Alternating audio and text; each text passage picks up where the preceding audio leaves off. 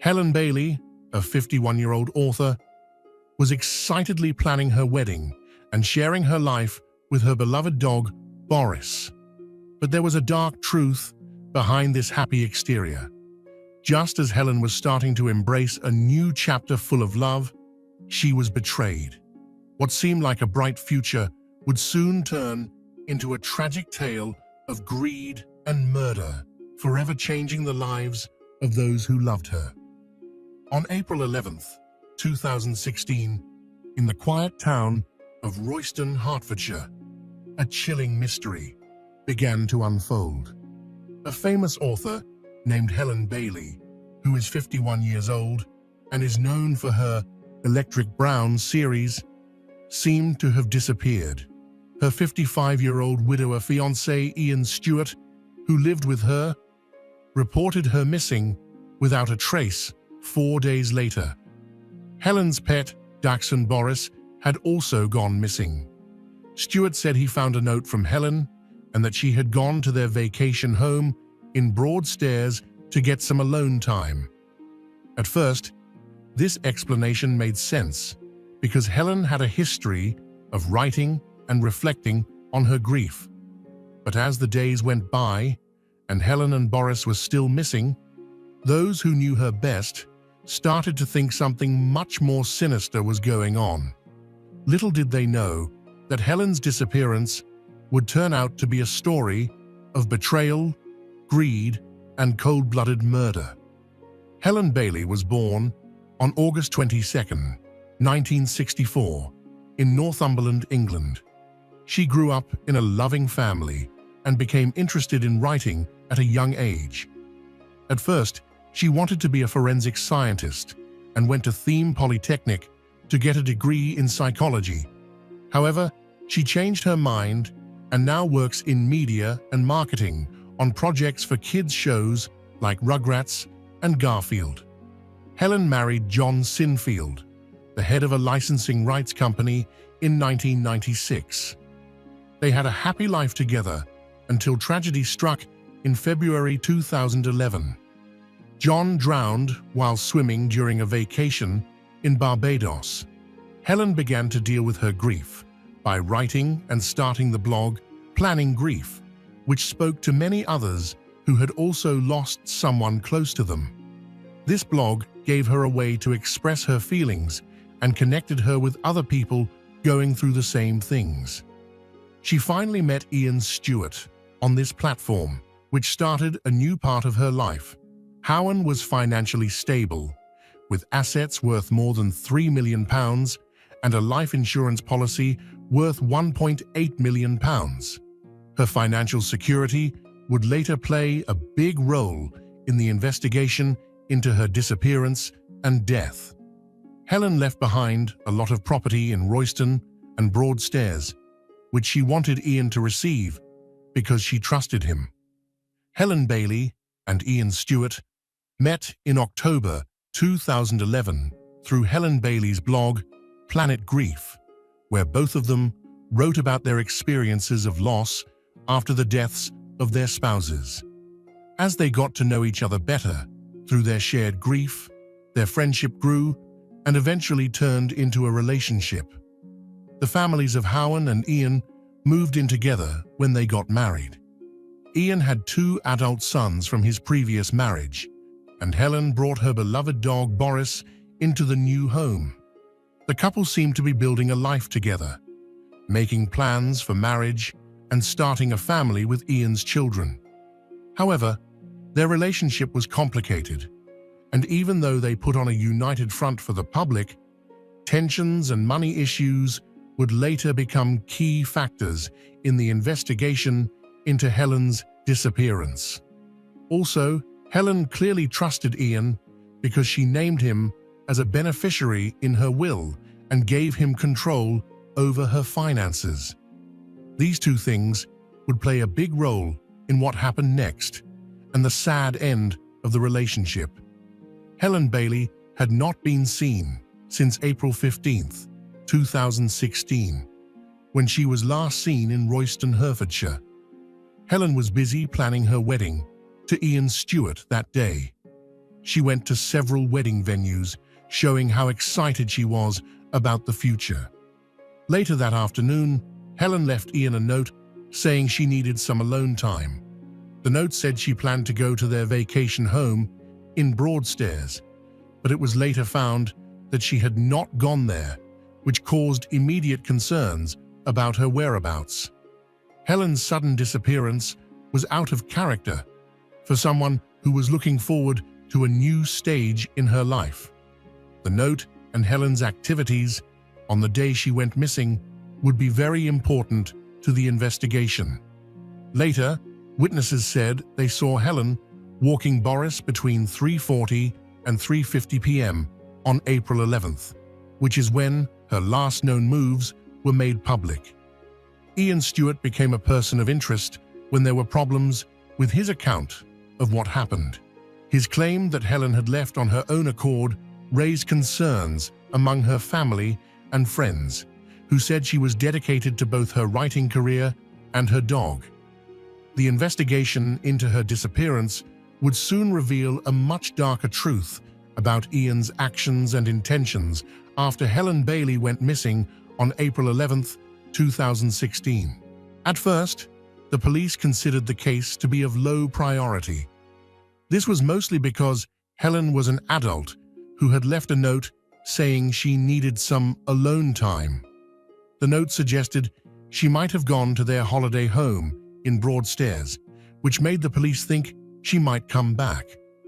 But as the days went by and Helen didn't call or text, her family and friends became more worried. They said her disappearance was out of character, which led the police to step up their investigation. Ian Stewart told the police that she was missing on April 15th, which led to a more thorough investigation. Police and volunteers worked together to look for her. Officers went from house to house in the area, asking neighbors and anyone else who might have seen Helen or her dog for information. Boris search teams also looked through parks close where she was known to walk. Later, witnesses said they saw Helen walking Boris between 3:40 and 3:50 p.m. on April 11th, which is when her last known moves were made public.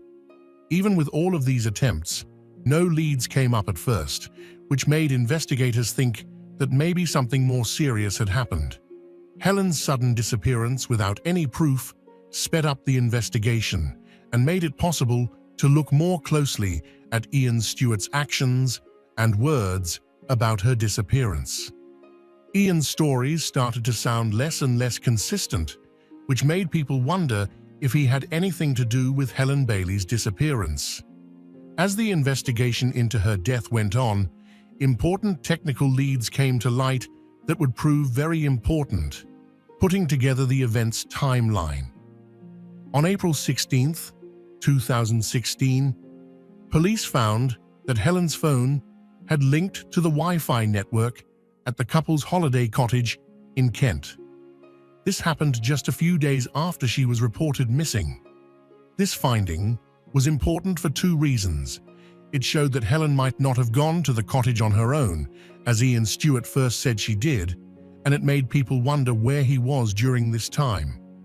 Later, the prosecution would say that this connection was a key piece of evidence showing that Ian had gone to the cottage after Helen had been reported missing, possibly to stage a cover-up.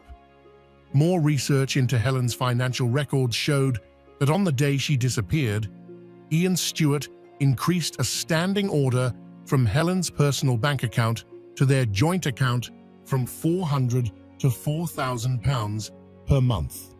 This sudden increase raised red flags for investigators because it suggested a planned attempt to access Helen's money without her permission, which could have had financial reasons for her disappearance.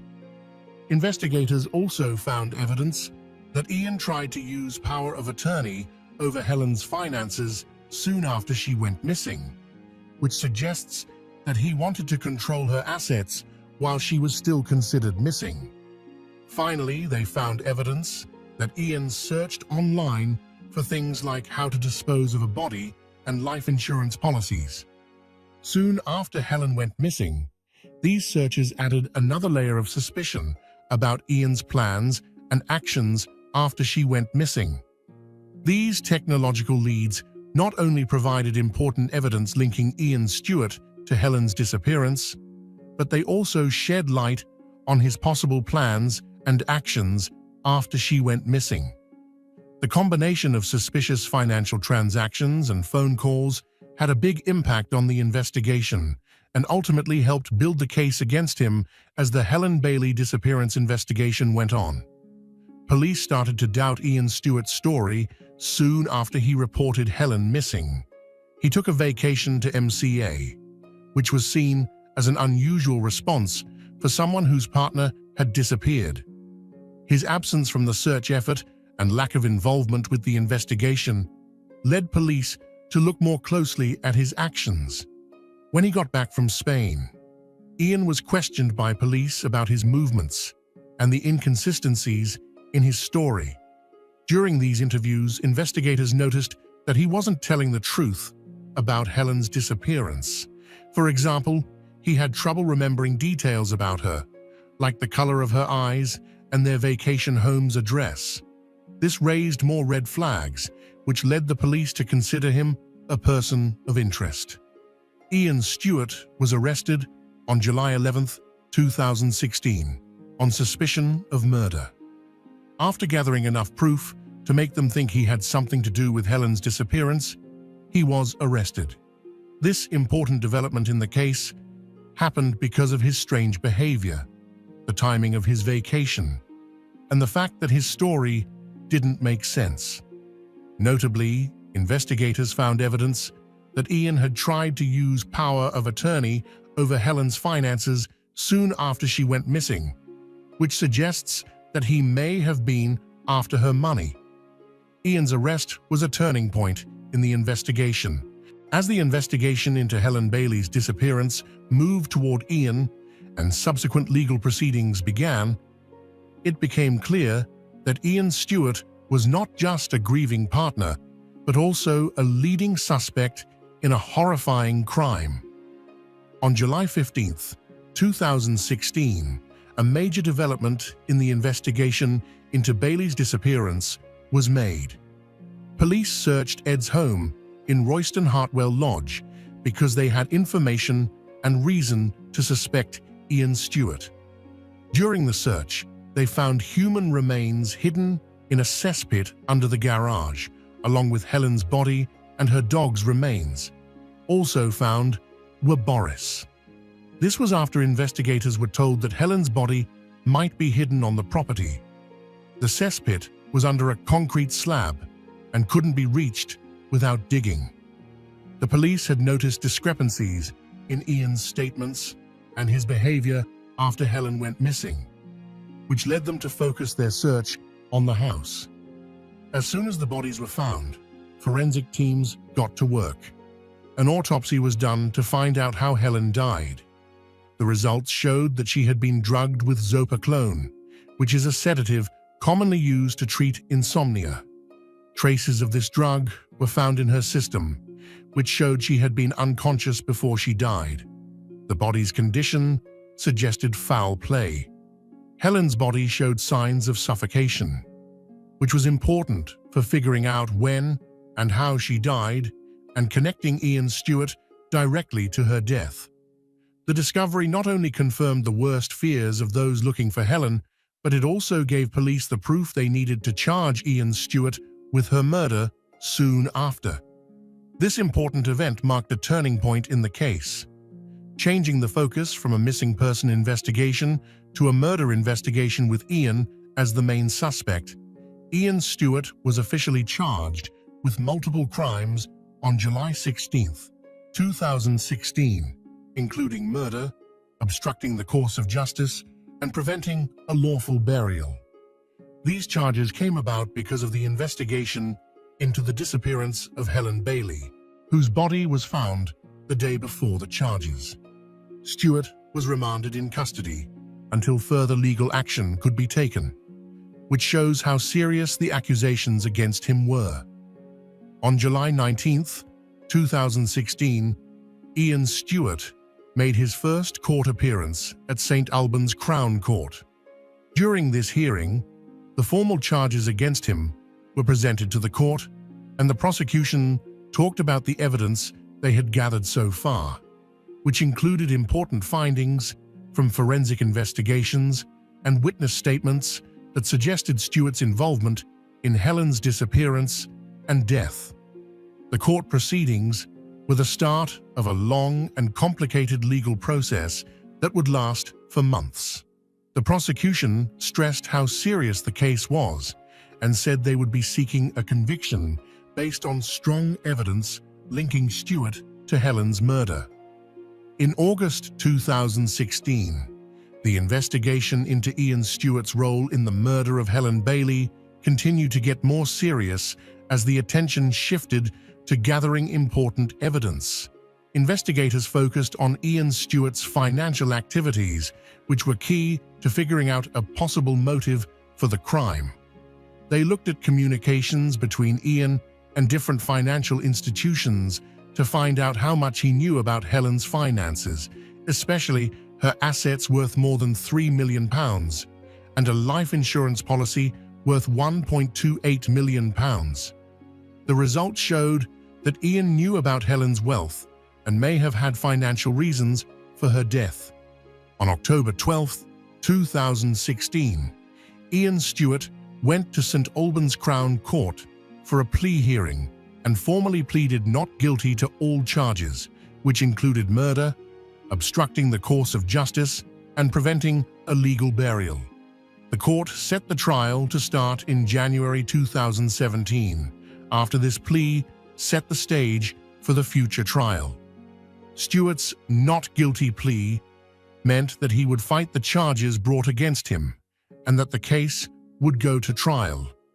His defense team started planning how they would fight the evidence that had been gathered during the investigation. Ian Stewart's trial began at St. Albans Crown Court on January 9, 2017.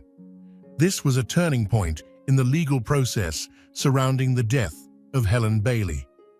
On the first day, both the prosecution and the defense made their opening statements, outlining the main points of their cases.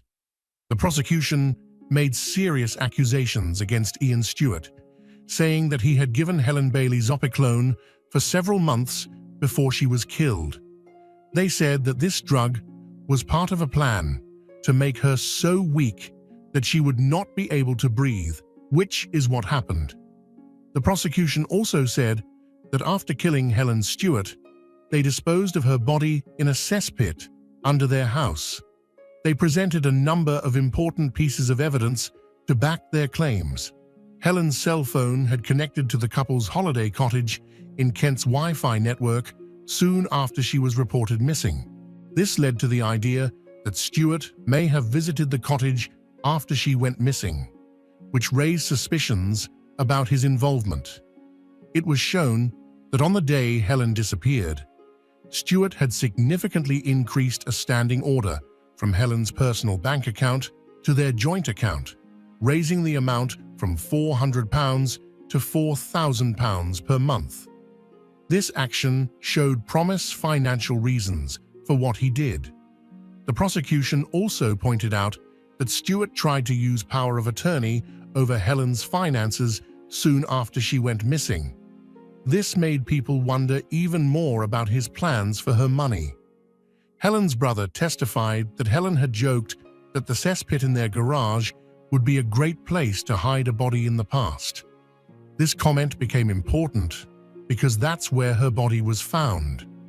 In addition to the evidence, the prosecution also presented a number of witnesses, including family members, friends, and forensic experts. Helen's family and friends talked about how she was feeling before she went missing. They were worried about her health and brought up worries about her relationship with Ian Stewart, which made it sound like it might not have been as stable as it seemed.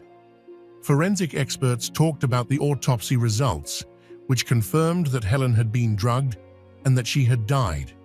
They said that traces of Zopiclone were found in Helen's system, which supported the prosecution's claims that she was not able to do anything before she died, which was different from what the prosecution said. During his defense, Ian Stewart said that Helen had been taken by two men on the day she went missing. He said that he had not told the police at first to protect her, and that the kidnappers had asked for a £500,000 ransom. Character was used by the defense to show Ian Stewart as a caring partner who was greatly affected by Helen's disappearance. There were witnesses who said the prosecution's evidence was only weak and that there was no direct evidence linking him to the crime. As the trial went on, there were tough cross-examinations that showed Ian Stewart's statements about Helen Bailey and their relationship were very inconsistent. In the prosecution's questioning, they focused on problems with Stewart's accounts of what happened before Helen went missing. For example, during police interviews, he had trouble remembering basic things about Helen, like the color of her eyes and the address of their vacation home. These mistakes made him seem less trustworthy and less concerned for her safety. On the other hand, the defense tried to discredit the prosecution's witness statements by saying that the evidence against Stewart was based on speculation rather than solid proof. They also tried to come up with other possible outcomes. That could explain why Helen went missing without blaming Stewart, emphasized their story of a possible kidnapping. One important part of the trial was when the jury visited Hartwell Lodge, where Helen's body was found. This gave them a chance to see for themselves the physical setting of the crime, including the cesspit where both Helen and her dog, Boris, were found. Seeing the scene gave the jurors a real understanding of the evidence presented during the trial. In the closing statement, the prosecution summed up their case against Ian Stewart, focusing on the financial reasons and planned actions that led to Helen Bailey's murder. They said that Stewart had a clear financial incentive to kill Helen because he stood to gain a lot from her death through her life insurance policy and her large estate. The prosecution said Stewart carefully planned the murder by giving Helen zopiclone to make her unconscious and then suffocating her. The prosecution painted a picture of a man who had lied to Helen and those around him, acting concerned while planning her murder for money. In response, the defense gave their closing statement and repeated their alternative. Regarding Helen's disappearance, they said that Ian Stewart wasn't responsible for her death and that she had been taken by two unknown attackers. The defense said that there wasn't any direct evidence linking Stewart to the crime and that the prosecution's case was based mostly on speculation and other evidence. In the end, on February 22, 2017, the jury found Ian Stewart guilty of murder. This choice confirmed the ideas that he had something to do with Helen Bailey's death and narrative from the prosecutor about his financial reasons and planned actions. Ian Stewart was found guilty of murdering Helen Bailey and had his sentencing hearing at St. Albans Crown Court on February 23, 2017. The courtroom was packed with people who had a stake in the case, waiting for the judge to decide what sentence Stewart should get. During the hearing, Judge Andrews spoke clearly and extensively about Stewart's actions and reasons for them. He called Ian a manipulative person who had clearly planned to kill Helen. The judge emphasized that Stewart's main motivation was money, saying that he had set up a scheme to take advantage of Helen's considerable wealth. Following Judge Britt's comments, he announced that Ian Stewart would be sentenced to life in prison with a minimum term of 34 years. This sentence showed how serious the crime was and how well it was planned. The judge also thought about Stewart's future relationships and how he might be dangerous to women he might meet. The minimum sentence set would make sure that there would be a lot of time before release could be considered. Ian Stewart was found guilty of killing Helen Bailey on August 21st, 2018, and the police began to look into the death of his first wife, Dee Stewart, who had died in 2010. More investigations were started because of concerns raised during the trial about Diane's death, which was first ruled an accident. However, Ian's later actions and character revelations made people look more closely at the circumstances of her death. Authorities wanted to find any links between Diane's death and Ian's behavior, especially given how manipulative he was in his relationship with Helen Stewart. Ian Stewart appeared in St. Albans Crown Court on July 6, 2020, facing charges related to Diane's murder. His defense was similar to Helen's case, where he tried to avoid responsibility and offered different stories about how she died. In the end, the jury found Ian Stewart guilty of Diane Stewart's murder. Originally sentenced to life in jail with a whole life order on February 9, 2022, he would have to serve his time without the chance of parole. In the end, the Court of Appeals cut this down to a minimum of 35 years. The case of Helen Bailey, which happened on July 29, 2022, is a terrible example of betrayal, trickery, and the terrible effects of an abusive relationship. Ian Stewart's actions not only killed a well-known author, but they also showed a disturbing trend of behavior that led to his conviction for 2 murders. What do you think should have been done differently to stop such a terrible outcome? Could earlier action have changed the course of events for both Helen and Diane Stewart, no matter what the circumstances were? Ian Stewart was found guilty and given the right sentence for his horrible crimes. He was found guilty of killing Helen Bailey on February 22, 2017, and given a life sentence with a minimum of 34 years in prison. He was also found guilty of killing Diane Stewart on February 9, 2022, and given a life sentence with a whole life order, which was later lowered to a minimum of 35 years by the Court of Appeal. That's it for today's case. What do you think happened? Let me know your thoughts in the comments below. If you found this case interesting, don't forget to like, subscribe, and turn on notifications so you never miss a new upload. I'll be back soon with another chilling story. Until then, stay safe and stay curious.